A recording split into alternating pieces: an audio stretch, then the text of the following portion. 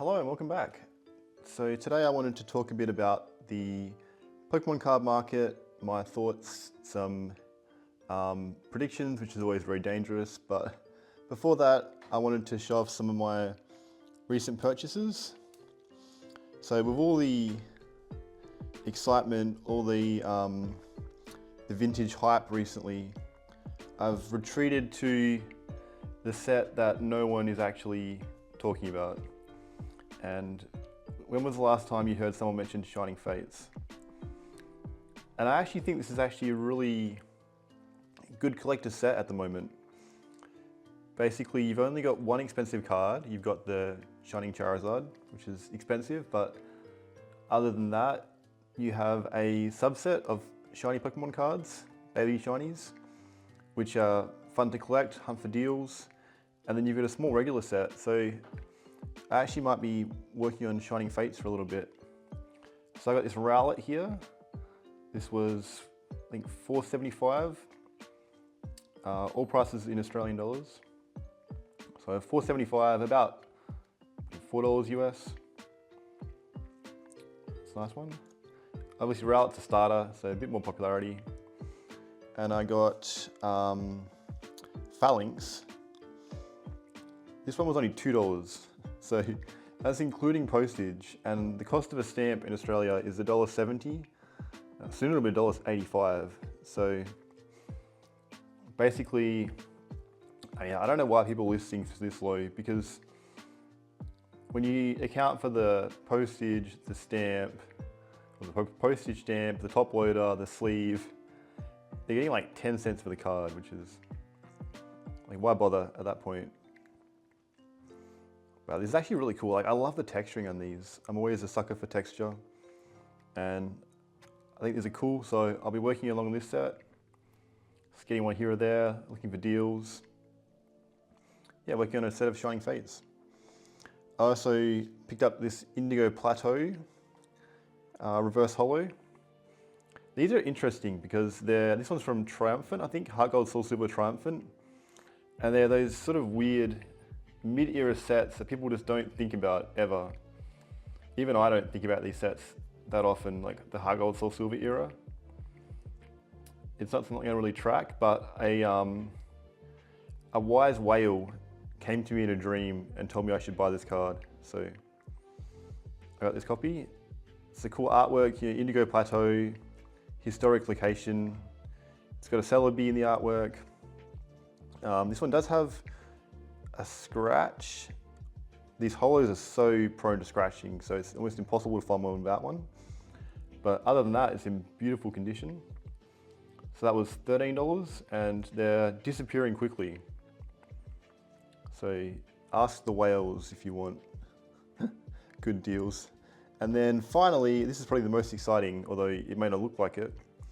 We have a Bronzong holo for Battle Styles, and this was the final card I needed for my Battle Styles master set. So I now have a complete set of Battle Styles, everything you can pull from a pack, which is really exciting because this is the first ever set I've completed after 25 years. And I'll probably do a whole video on that next month, do a whole full set, but looking forward to adding that to the binder. And nice to have finally finished that set. I've been working on Battle Styles for the last 5 years, sort of hunting for deals, picking up stuff here and there, and it's really satisfying to achieve a goal after a long time. So, my thoughts on the Pokemon card market, and I think it might be peaking, and that's a very dangerous statement to make because there's no way to know when a market's going to turn. I have no actual, crystal ball. Anything could happen from here, but with the Logan Paul Pikachu Illustrator sale last week, $16+ million, a lot of eyes on vintage. There's sort of two ways of looking at it. A lot of people look at it as though it's likely to bring a lot of new eyes to Pokemon, bring a lot of new buyers in and a lot of new collectors in,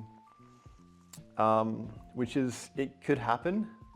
And there probably will be some amount of people that come because of the hype, because they've heard of the huge sale. But often new collectors, they don't start out buying a massive amount. Sometimes they can start slow. They can be picking up stuff like Rowlets. They can be just enjoying modern booster packs. And so what can actually happen when you get a big sale like that is that actually a lot of people who used to be involved in Pokemon card collecting and haven't touched it for a few years, they can actually sort of hear about it, become interested in it again, and then actually end up selling when they realize, like, hey, these cards have gone up a lot. This is now, I'm not super interested in collecting at the moment. This is money that I could really use towards, house deposit, house renovations, other things, paying off debts. And so what can actually happen is that a lot of cards come to market and a lot of collections come to market, which can end up actually reducing prices. And so that's sort of what I think might end up happening, especially with Perfect Order coming out. And this after a certain amount of time in a bull market, it gets to the point where people are like, all right, this can't go up anymore.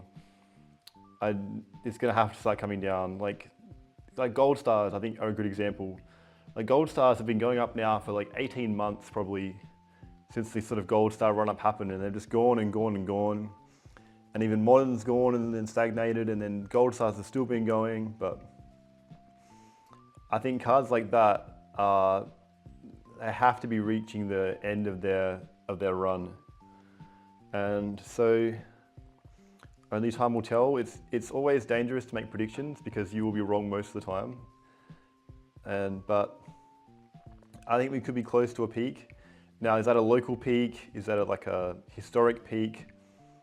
Who knows? I don't think it'll be a historic peak, but I think it could be a while before we get another bull market. But in saying that, I probably would have said the same after 2020, 2021, and then 4 years later, we're here again. But those are my thoughts for now. Let me know what you think. Do you expect the Pokemon card market to continue booming? Will it be vintage, modern, mid-era stuff? Will Indigo Plateau be the next $1,000 card? Let me know what you think. And thanks for watching. See you later.